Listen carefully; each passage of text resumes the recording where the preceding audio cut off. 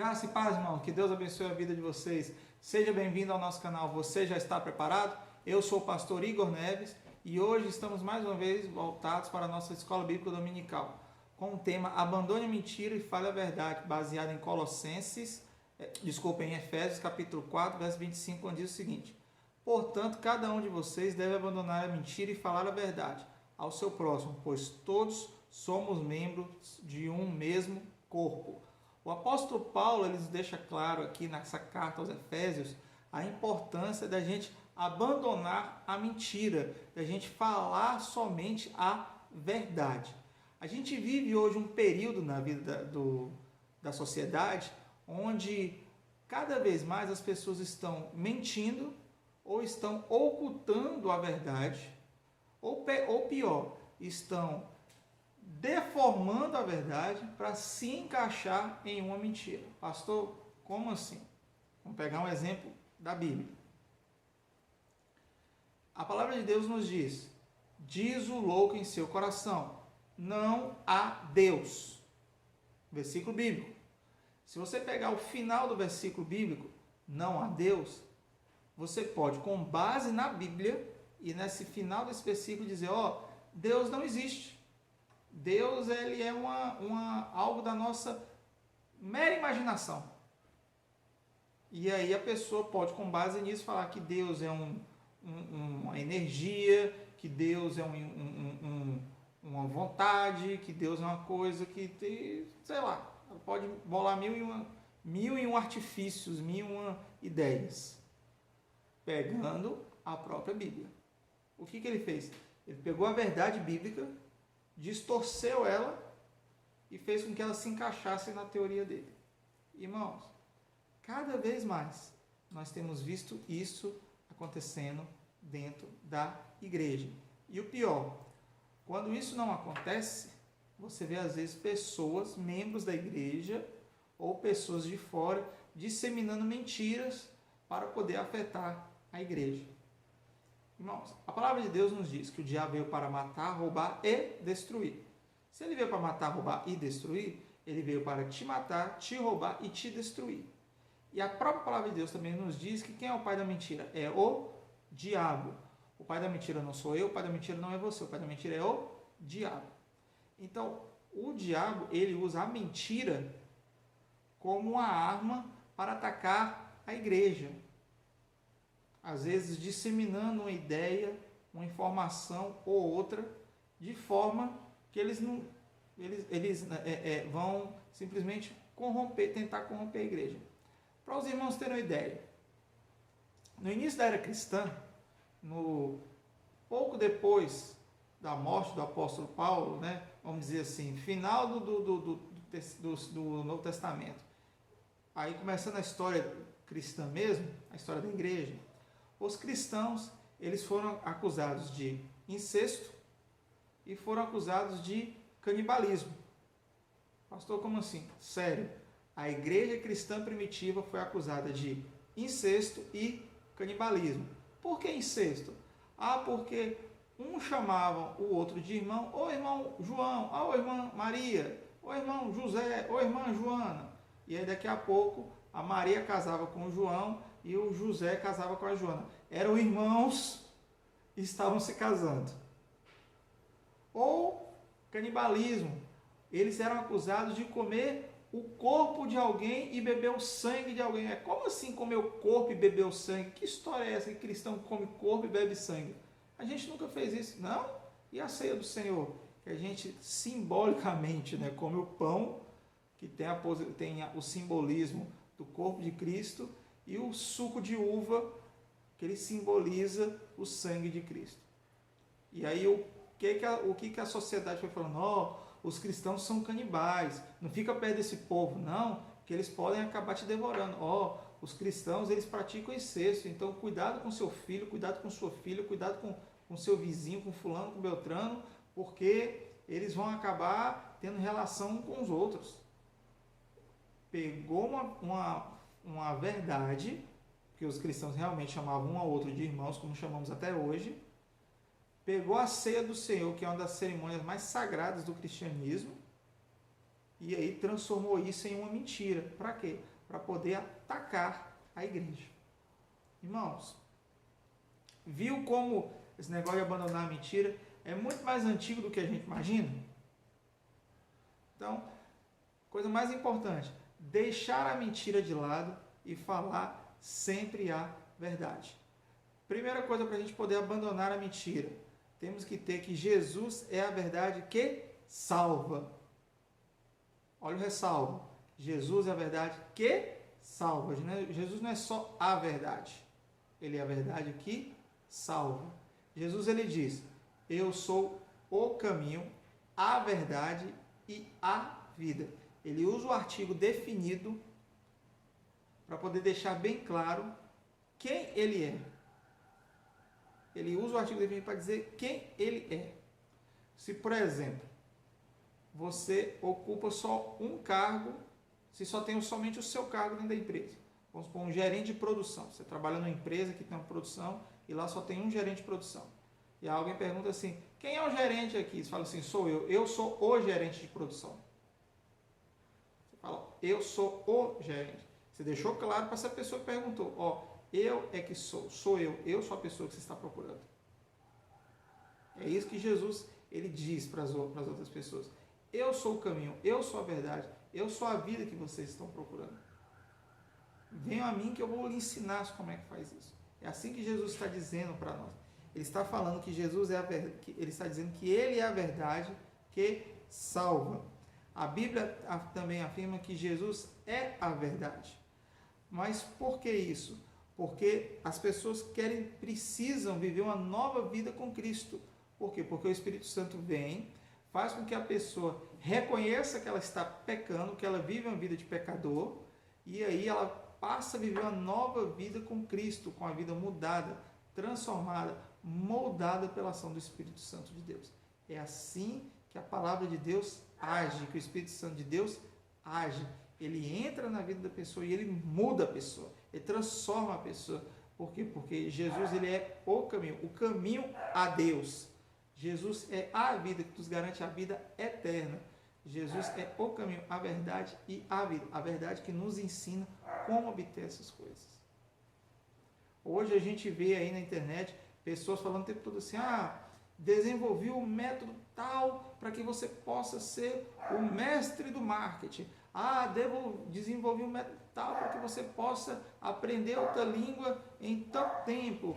Desenvolvi um método tal. Aí cada um vem contando sempre uma coisa, entendeu? Cada um vai falando, não, agora eu fiz, não, agora dá certo, agora é isso, agora é aquilo. Não, Jesus ele é o caminho. E a palavra de Deus diz que Deus ele é o mesmo ontem, hoje e será eternamente. Então, o que Cristo nos falou, ele mantém até hoje em nossas vidas. O apóstolo Paulo, ele prega sobre a mentira tanto em Efésios como na igreja de Colossos, que são os colossenses. Ele fala isso no capítulo 3, versos de 5 a 10. Eu não vou ler porque são um pouco maiores, mas o irmão pode ler em casa depois. E o apóstolo Paulo ele nos ensina sobre a importância da gente sempre falar a verdade. Tanto que no segundo tópico da nossa lição, nós temos aqui mentindo ao outro. E a lição se baseia na carta pastoral do apóstolo Paulo a Timóteo, no versículo 4, no capítulo 4, nos versos 11 e 12. Por que eu enfatizei que é uma carta pastoral? Porque as outras cartas às igrejas são chamadas cartas gerais, mas as cartas que são endereçadas a Tito e a Timóteo são chamadas de cartas pastorais. Então o apóstolo Paulo está falando com Timóteo que para você ser um fiel, você tem que ter um padrão do amor, um padrão da fé, um padrão de pureza. Por quê? Porque é isso que Jesus quer de nós. Quer que nos tornamos um padrão como ele foi.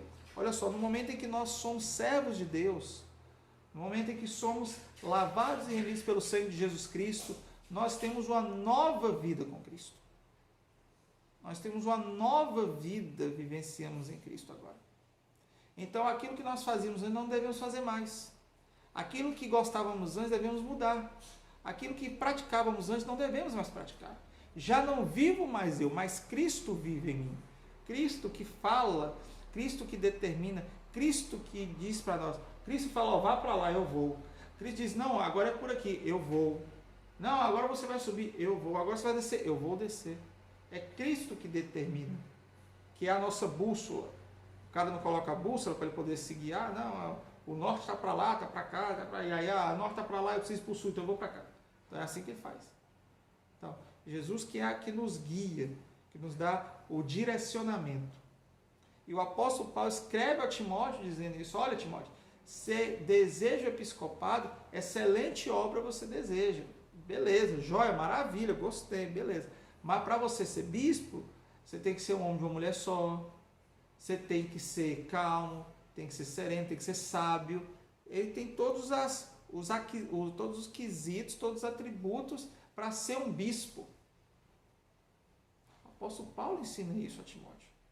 E ele escreve isso em uma carta, que a carta é endereçada a Timóteo, que ela serve para nós também, que é a palavra de Deus. Mas o que isso traz para nós? Porque se nós estamos mentindo um ao outro, nós estamos praticando coisas erradas um ao outro, nós não estamos seguindo o padrão de Jesus.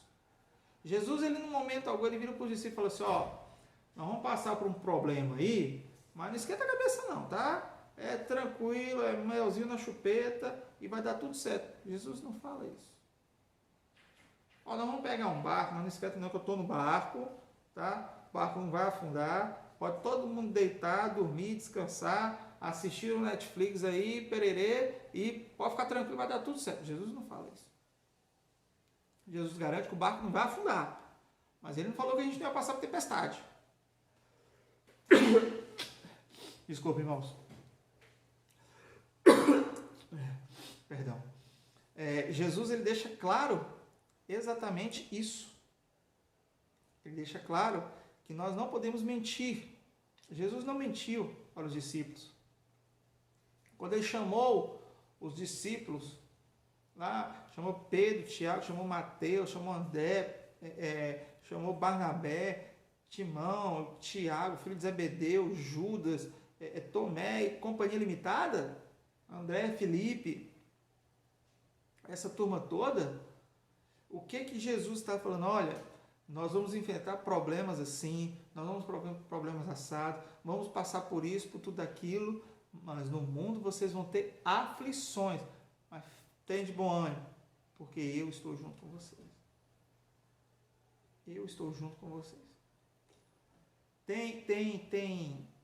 Dizem que existe uma tribo na África que tem um ritual de passagem muito interessante. O menino, quando ele chega numa certa idade, seus 14, 15, 16 anos, o desafio é dormir uma noite fora do acampamento, né? Fora do local onde eles ficam, a tribo, né? Fora do acampamento deles.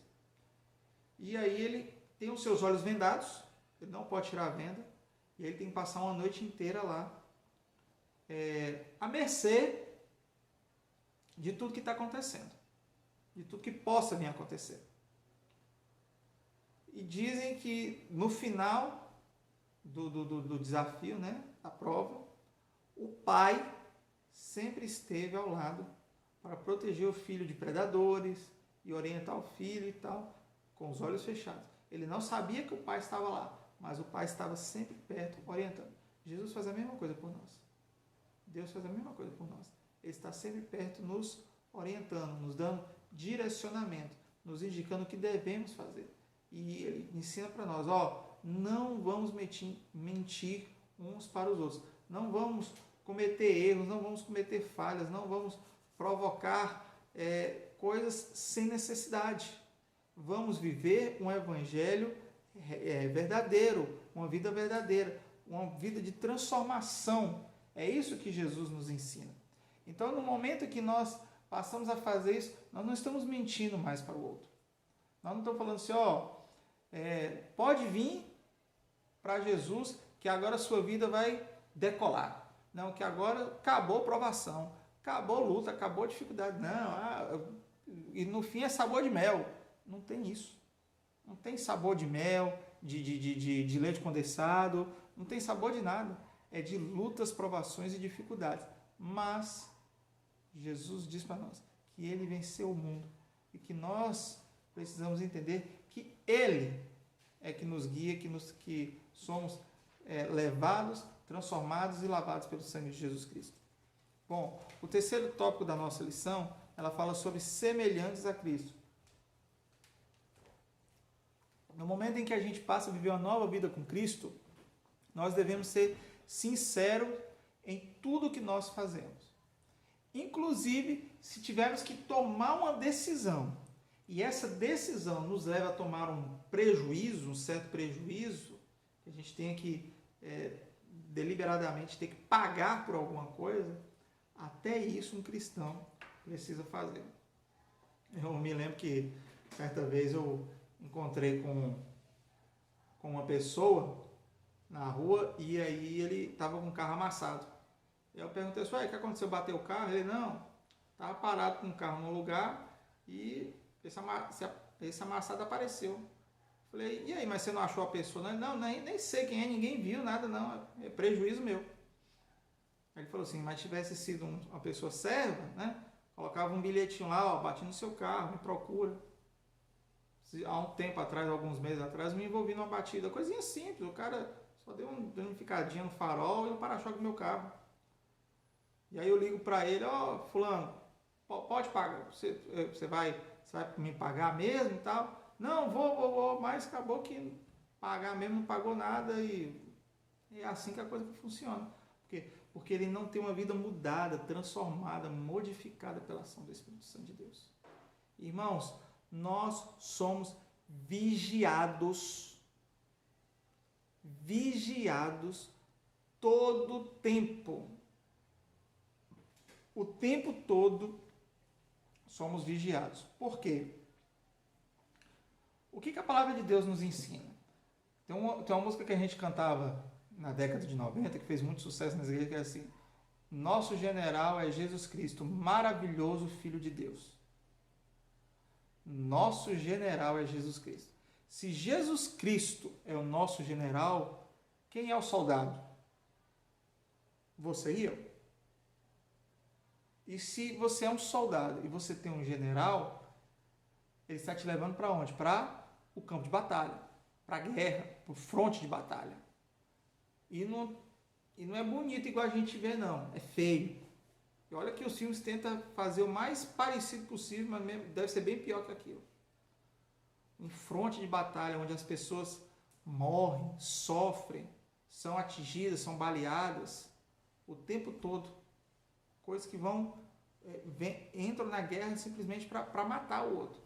E é isso que nós precisamos entender.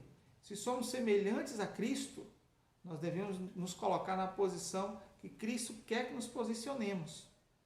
E essa posição são de pregadores, soldados de Cristo, lavados e remidos pelo sangue dele.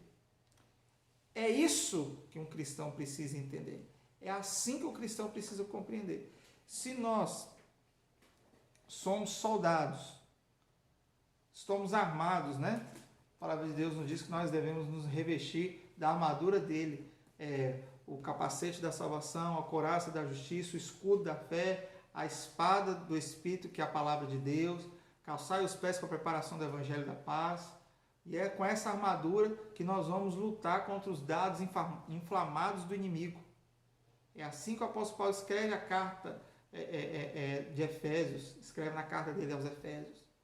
E essa armadura que nós vamos revestir, essa armadura, é porque nós estamos indo para o campo de batalha. Um soldado, ele não coloca a arma se for só para ficar carregando ela de enfeite, não.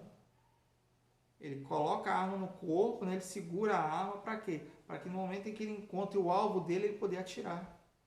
Ah, pastor, mas tem dezenas de policiais aí em sua trajetória que nunca deram um tiro, porque nunca precisou, mas estavam carregando a arma. Eles não deixavam a arma em casa, não. A arma ficava na cintura deles e eles lá pronto para agir sob a circunstância que tivesse que ser e para resolver a situação que tivesse que resolver. O Evangelho de Cristo, ele é a mesma coisa. Nós somos soldados. E o diabo é o nosso inimigo. Ele é o inimigo da obra de Deus, o inimigo de Deus. E ele é o nosso inimigo. Então ele vai fazer o quê? Ele vai atacar a gente. E ele vai tentar sempre atacar os mais fracos primeiro. Você pode ver que quando predadores, vamos supor, uma matilha de lobos, ou eles vão atacar, eles não pegam a presa mais saudável.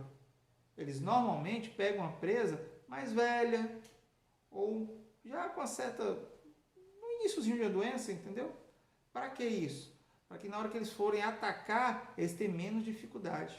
É isso que o diabo faz.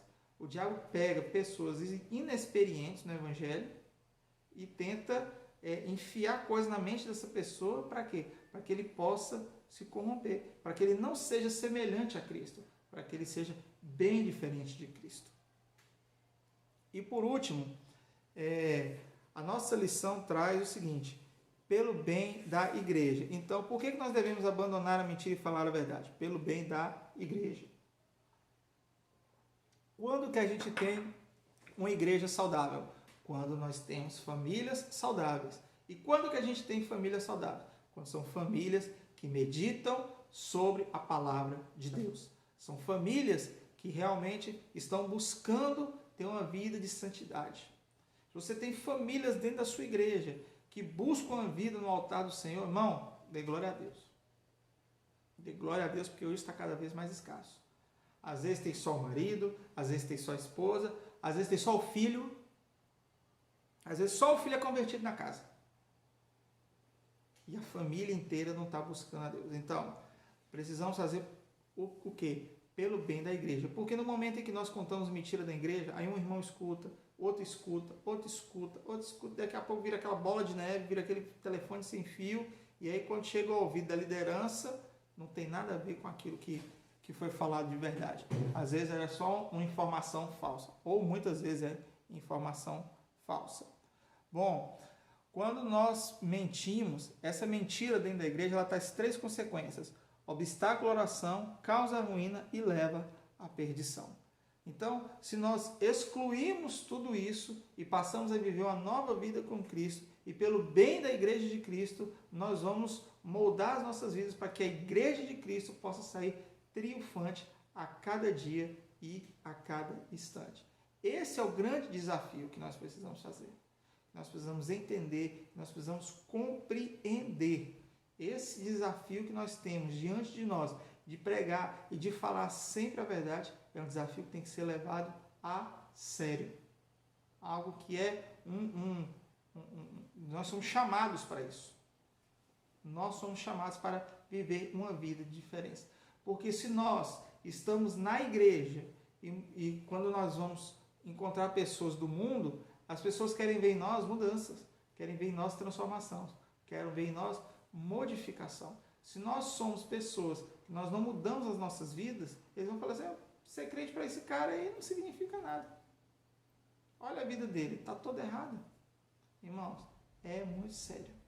É muito sério o compromisso que a igreja tem. O compromisso que nós temos de sempre falar a verdade. E para encerrar, eu gostaria de ler uma frase que diz o seguinte: vivemos como os irmãos em Cristo, por isso precisamos sempre falar a verdade uns aos outros. Irmãos, o autor da revista coloca essa frase aqui, porque às vezes existem pessoas dentro da igreja que estão vivendo, digamos assim, com rixa uma com a outra. Às vezes o irmão, eu não gosto de fulano de tal. Não. Como assim? Não, você não gosta por quê? Por qual motivo? O que ele fez? Então, precisamos sempre falar a verdade o quê? Uns com os outros. Mesmo que a verdade na hora possa doer, mas é a verdade. É ela que é imutável. A verdade sempre é a verdade. Não existe assim, a sua versão, a minha versão e a versão verdadeira. Não. Só existe a verdade. É somente a verdade. Então, vivemos como irmãos em Cristo. Por isso precisamos sempre falar da verdade uns aos outros. Essa aqui realmente é o que nós precisamos entender. Falar sempre a verdade. Eu gostaria de orar com você agora. Pai, muito obrigado por tudo, abençoa a nossa vida, nos guarda a cada dia, a cada instante. Essa pessoa que está vendo esse vídeo, que o Senhor possa abençoar e proteger a vida dela. E muito obrigado por tudo que o Senhor tem feito por nós. Te agradecemos para que, em nome de Jesus, possamos ver uma mudança, uma transformação em nossas vidas a cada dia. Obrigado. Em nome de Cristo Jesus. Amém. Que Deus te abençoe, que Deus te guarde. Já dá um like no nosso vídeo, compartilha ele nas suas redes sociais, ativa o sininho para você ficar por dentro de tudo que está acontecendo no nosso canal. E aí, nos vemos até o próximo vídeo. Você já está preparado? Que Deus te abençoe, que Deus te guarde.